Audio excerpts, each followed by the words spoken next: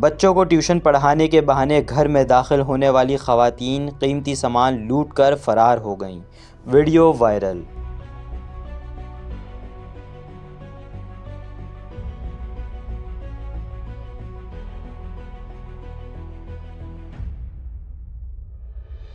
Police کے مطابق واردات لاہور کے علاقے PIA سوسائٹی میں نوید گل نامی شہری کے گھر پر خواتین بچوں کو ٹیوشن پڑھانے کا کہہ کر اندر داخل ہوئیں اور اہل خانہ کو بے ہوش کر دیا۔